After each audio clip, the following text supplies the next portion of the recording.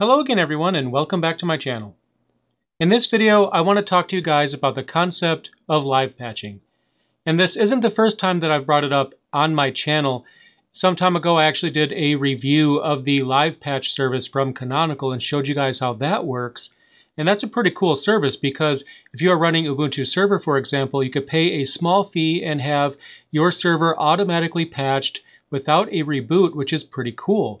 Now the problem though is that is Ubuntu specific, and on my end I've actually started looking into a solution for my own servers, and I do run Ubuntu server currently, but you never know what the future may hold. I might actually switch to a different distribution someday, and even if I don't, I have a YouTube channel where I am always trying out all kinds of different distributions, so I would really prefer to have a solution that would allow me to live patch different distributions and not be catered to just one.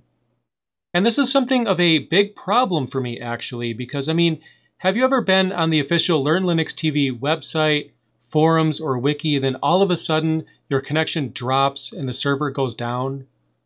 Yeah, sorry about that, that's my fault. But in my defense, I have viewers all over the world, so there's never really a good time to reboot my servers, because I always have someone accessing my servers all the time.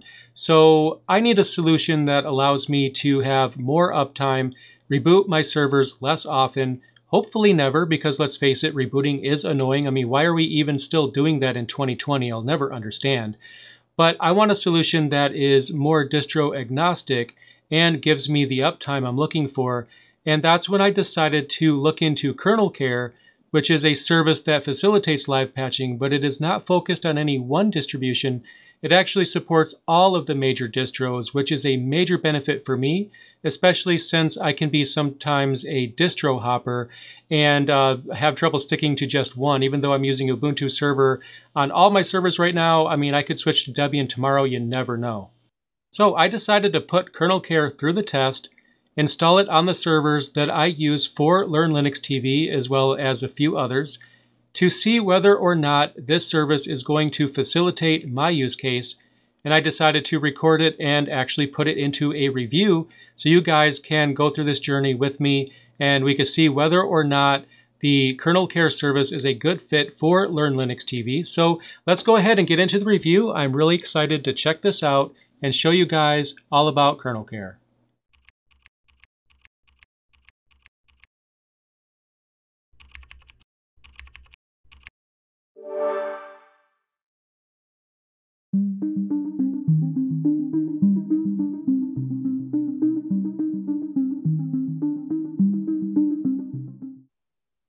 Alrighty, so I am excited to get into the review, so let's get right into it. So what exactly is KernelCare? Well, like I mentioned in the intro, KernelCare aims to give us the ability to patch our Linux servers, specifically the Linux kernel, and help us avoid the need to reboot the server, because updating kernels, that's a very common reason to need to reboot. And here they mention they support patching for Linux servers, as we know. But they also mention devices. And what do they mean by devices? Specifically, they're talking about Internet of Things devices, which are arguably the devices that need patching the most. Let's face it, IoT devices are on the news constantly when it comes to security vulnerabilities, so we really need to get those things under control. Now also, they support Raspberry Pi OS, and for those of you that don't know or didn't get the memo, Raspberry Pi OS is the new name for Raspbian, which is the popular distro for the Raspberry Pi platform. They support it, so that means our Raspberry Pi devices can benefit from KernelCare as well. That works out great for me because I have quite a few of those. Now if we click Learn More and then scroll down a bit here, we can see some of the distributions that they support. Some of these are obvious contenders, such as, CentOS, Debian, Ubuntu, and so on. But some of these are a bit surprising, such as Proxmox, for example. I initially assumed Proxmox wouldn't even be officially supported, that maybe it would be supported through the context that it runs Debian as its base. I didn't expect it to be officially supported, but it is officially supported. You could even see the logo right on their website, and that's awesome because that's actually my virtualization platform of choice, so selfishly, that actually has me quite excited. Now, there are more distributions that are supported than what you see here, though. More on that later. But I'm also happy to see cloud providers such as AWS supported, since on that platform you can technically build KernelCare right into your provisioning scheme to ensure cloud instances you provision are automatically protected. And that could basically mean that your AWS or cloud servers or whatever you have are automatically patched as soon as they come online. And again, the goal of KernelCare is to give us the ability to live patch our running kernel to protect it against the latest vulnerabilities, while also allowing you to avoid a reboot. Reboots are very annoying in this industry, especially if you have to navigate corporate IT politics to even get the permission to do a reboot in the first place. And I can tell you from personal experience, that's extremely frustrating to deal with. Now further down, we can see the price. It's $2.25 US dollars per instance per month. And that surprised me because that's actually cheaper than other solutions, such as Canonical's Live Patch solution, that targets a single distribution, whereas here they are advertising that we can install this on multiple different distributions, all from one account. Now, speaking of support for various Linux distributions, if you go to patches.kernelcare.com, you'll see a list of supported kernels, and there's a bunch, so you wouldn't want to scroll all the way through the list manually. At the top, you can actually narrow the list down by distribution. Now, the focus is on the long-term or enterprise distributions. So when it comes to Ubuntu, for example, you'll see that it only supports the LTS versions at this time. So if you are a fan of intermediary Ubuntu releases, then unfortunately you wouldn't be able to install KernelCare on those, but it's good to see at least LTS versions are covered. Now you'll notice that the list of supported Ubuntu versions stops at 18.04, and I'm assuming most of you know that Ubuntu 20.04 is the latest version as of the time I'm recording this video. But what I found out is that they're actually just changing the naming scheme. So if you scroll further down, you'll see 20.04 is listed. They just list it as Ubuntu Focal, which is the code name for that release, so we're still covered. So a lot of you guys are no doubt wondering, can I install KernelCare on my laptop or my desktop? The short answer is yes.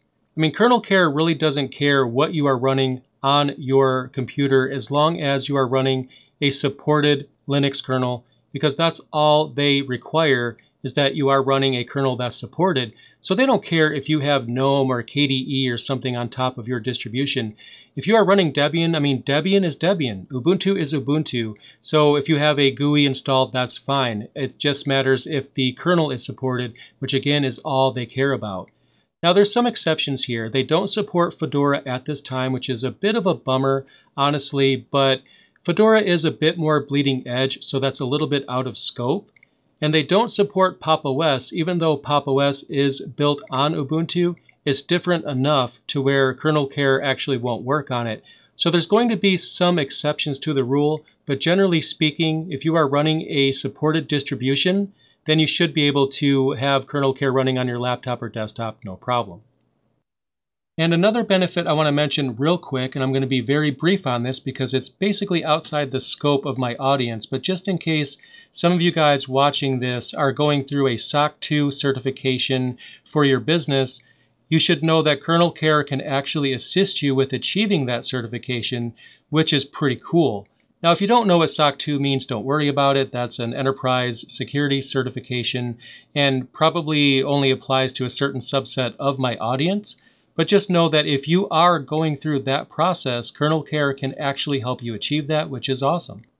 So how do you use KernelCare? So when you sign up, you're given access to a dashboard where you can go and manage all of your servers that are under the influence of KernelCare.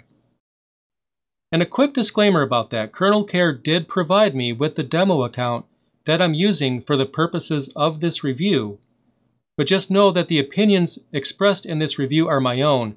Neither they nor any company has any creative control over the content of LearnLinux.tv. So if I hate it, I'll be able to tell you. But honestly, so far so good. The feature set at least is checking all the boxes. Once you have access to the dashboard, you'll see your activation key. And to get the KernelCare agent installed on a node, there's a one-liner command available in their documentation that'll get it installed quick. And then once you register the server to your dashboard with another command that I'll show you later, your server will start to check in every 4 hours or so and will then install the latest security patch as soon as one is available. And speaking of the activation key, you can actually see mine here on the screen right now.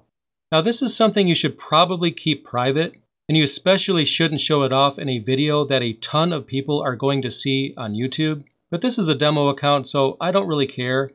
I've decided that I'm going to keep using this service on my end, so I'll be purchasing a paid activation key and then reinstalling it on all of my servers anyway. But here on the dashboard, you can see that I have 5 servers set up currently, and I've been using KernelCare for about 9 days as of the time I recorded this footage. I have it on my wiki server, my web server, my Proxmox host, and so on. And adding additional servers is easy. There's a documentation page on their site that goes over the entire process. But again, it's just a one-line command that you'll run, and then there's another command you will use to register your server with your dashboard. Now what's interesting is that in order to install this, you have to run the install command as root. sudo isn't actually good enough for some reason. I tried that and it doesn't actually work with sudo. You need to actually switch to root, and then you can execute the install command just like you're seeing here. And once the agent is installed, you'll then have access to the kcare-ctl command, which is what you'll use to interact with the agent. Once your server has KernelCare installed, it'll check in with the server after some time. Again, it checks in about every 4 hours. But you can actually force it to check in sooner by running the kcare-ctl --update command, and then it's going to go ahead and check in immediately. And then if you are going to decommission one of your servers, you simply run kcare-ctl --onregister to remove the server from the control of KernelCare. It doesn't remove the client though, but it does remove it from your account. And there's a separate command for removing the client. Another option is --onload, which will allow you to basically unload the kernel patch that is currently installed. So if you wanted to do some testing of a security vulnerability with or without the kernel patch installed, then that's easy to do. You can simply unload the patch and compare the results, so that makes it pretty easy. But on my end, I haven't had to run that command because I haven't actually run into any issues, but just in case you ever need it, that's pretty easy to do. And to see the patch status of a server, you simply run kcare-ctl --patch-info, and what that will do is allow you to get information about the fixes that are included in the installed patch, along with their CVE identifiers. And that allows you to copy the CVE identifier and Google it, so you can basically get some more information on what that pertains to and how important that fix actually is in practice. And since CVE IDs are universal, you can get the information from several different sources online. So there's no shortage of information about each vulnerability and just exactly what it means and what it pertains to. Now, it probably goes without saying, obviously, but KernelCare's focus is patching, well, the kernel. So when it comes to things that you have installed, like Apache, MariaDB, or whatever, it's not going to help you with those particular things. So if you update the package for a service you have installed, you will need to reload or restart that service in order to take advantage of those security fixes. KernelCare's main priority is the kernel. However, there is a service called KernelCare Plus, which is currently in beta, and maybe it's something I'll cover in the future, but it's already available for CentOS 7, Red Hat Enterprise Linux 7, and CloudLinux OS 7. And what it allows you to do is live patch glibc and OpenSSL as well, which should hopefully save you from even more reboots. And another thing that's interesting about KernelCare is that there is only ever one patch. Instead of layering the patches one on top of another, they install one kernel patch that includes all of the CVE fixes in one. So there's only one kernel module to load or unload, which is a lot easier. And then when new CVEs are resolved and fixed, then they will just update their kernel patch, and then you will just have that modded right into your kernel through the utility, so you'll have that installed as soon as it's available. And I think that's pretty cool. You only have one patch, basically one patch to rule them all. And then if for some reason you need to unregister your server from your account, you can simply run kcare-ctl --onregister, which will remove it. And that's how you can clean up any decommissioned servers from your account.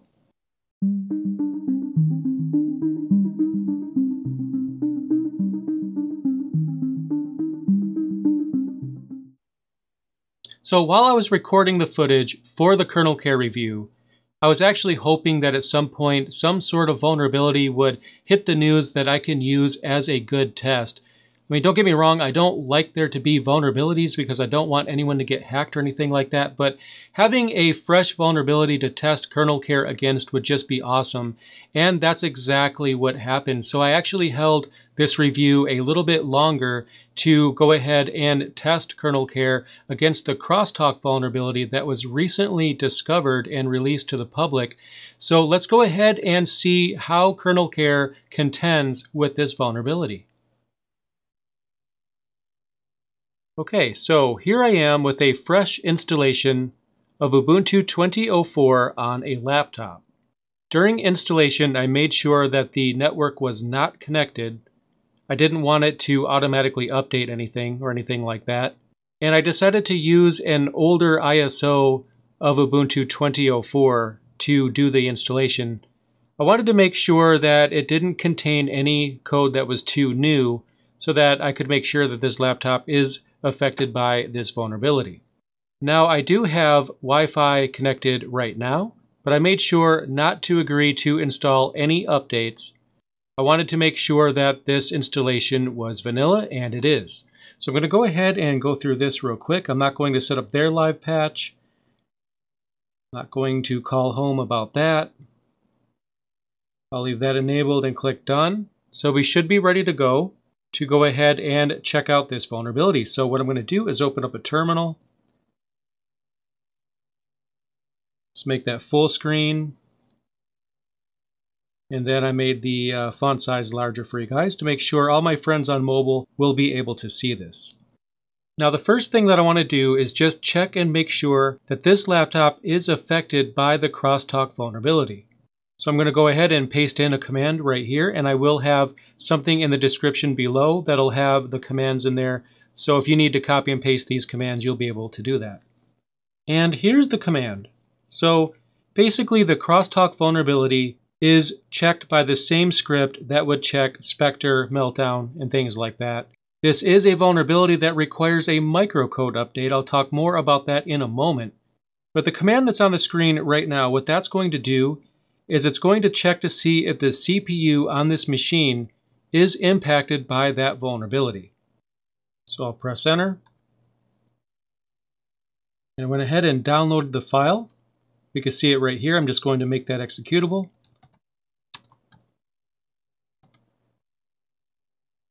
And let's go ahead and run it.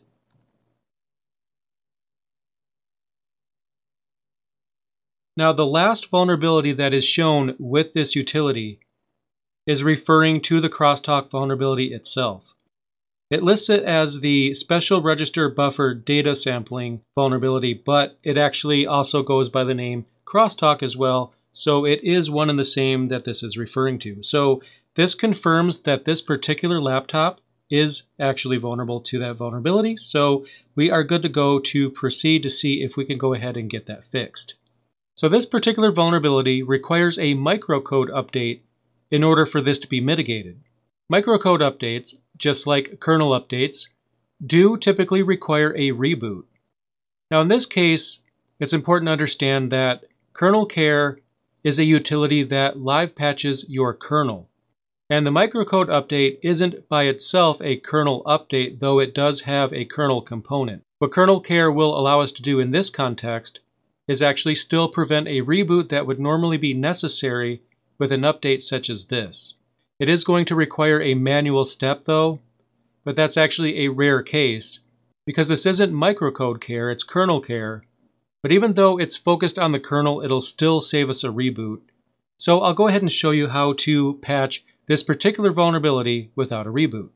So what I'm going to do first is I'm going to go ahead and paste in the command that we will use to grab the microcode update straight from Canonical, the makers of Ubuntu themselves.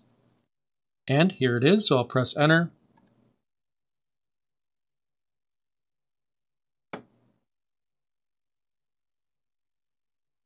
That was quick enough, so we should have the file here, and we do. You can see the Intel microcode tarball there on the screen. So what I'm going to do is extract it. going to have a ginormous number of files here. And if I cd into that directory, we can see that we have the Intel ucode directory, which contains the actual files that are a part of this particular update. So I'm going to switch to root. Let me go back into that directory. And now what I'm going to do is I'm going to make a copy of the firmware directory that's installed on the machine just in case something goes wrong.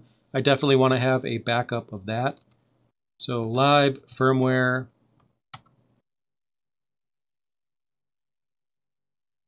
So I'm going to copy that to the root home directory with the same name.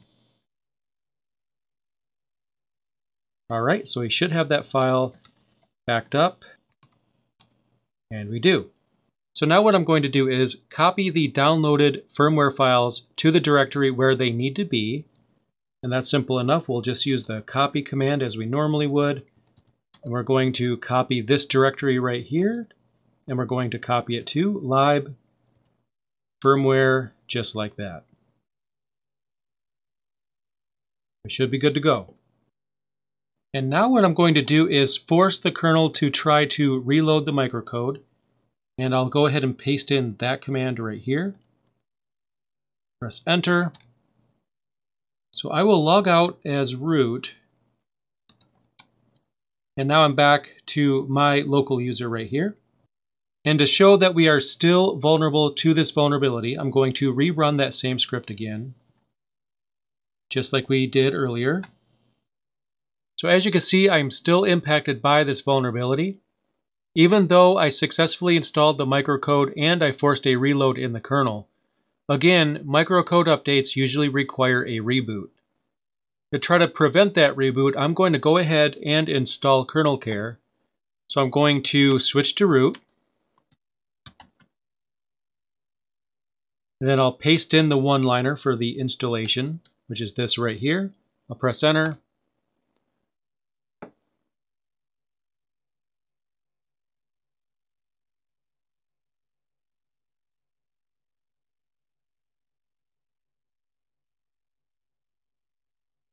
And we should have that installed. And we do. So now what I'm going to do is log into the CloudLinux dashboard so I can go ahead and register this computer with my account. So now that I'm logged in, I'll copy my activation key right here. Then back on the terminal, I'll go ahead and register this machine, which is as simple as kctl -- register. And then the activation key. Then I'll press enter. And it says that the server is registered.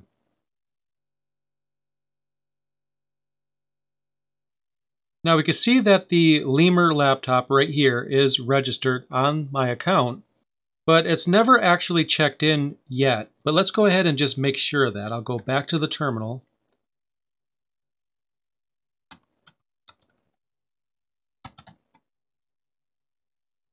And we can see that no patches are applied just yet. And that's normal because, again, when you install KernelCare on a machine and register it to your account, that machine will check in about every 4 hours. And I just installed this.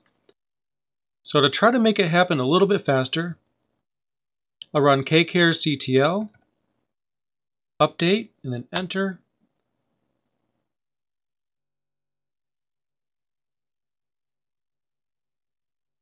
And now we can see that the patch has been applied. And just to show you that I have not rebooted the machine, it's been up about 4 hours. So now let's go ahead and run that check script to see whether or not this machine is vulnerable to the Crosstalk vulnerability. So I'll press enter and see what happens. And we are not vulnerable to this vulnerability. KernelCare was successfully able to apply a kernel patch while it's running in memory without a reboot that went the extra mile and made it so that we can benefit from the fix for this vulnerability without a reboot. So had this been just simply a vulnerability in the kernel, we wouldn't have had to do any manual steps whatsoever. But when it comes to vulnerabilities that are fixed by microcode updates, that's the exception. We do have to do a manual step. But KernelCare was still able to save us a reboot. And as you just saw, it applied a kernel patch that went ahead and finalized the mitigation. And now this system is protected against the Crosstalk vulnerability. How awesome is that? So, I have to say, I am actually very impressed by KernelCare. I kind of approached it, kind of as a pessimist, to be honest, because I kind of thought like this is too good to be true. Like really a live patching solution that's going to support all these different distributions. But honestly, it does, and it supports all of the distros that I need it to. It has the features that I need, so it is a good fit for me. It's easy to install, it's easy to maintain. So overall, I think it's a win for me. So what I'm going to do is continue using it. And then if I have any thoughts, concerns, or anything to follow up with you guys on, I'll consider making another video to give you guys that information. But so far, so good. The only downside that I think I can find is that I wish that there was a bigger focus on desktop. Don't get me wrong, as I mentioned earlier in the video, desktop is supported. You can install KernelCare on a distribution installed on a laptop or a desktop, so long as the distro is running a supported kernel. That's the only requirement. But also we don't have support for Fedora just yet. I would kind of like to see that supported because that is a pretty popular distribution, but I get it. The bleeding edge nature of Fedora does make that out to be kind of a bigger challenge than other distributions would be. But you know what? With the feature set that KernelCare does have as of the time I'm recording this video, it checks all of my boxes, so I'll continue using it. So what did you guys think of the review? Let me know your thoughts in the comments below, and then I will see you in the next video.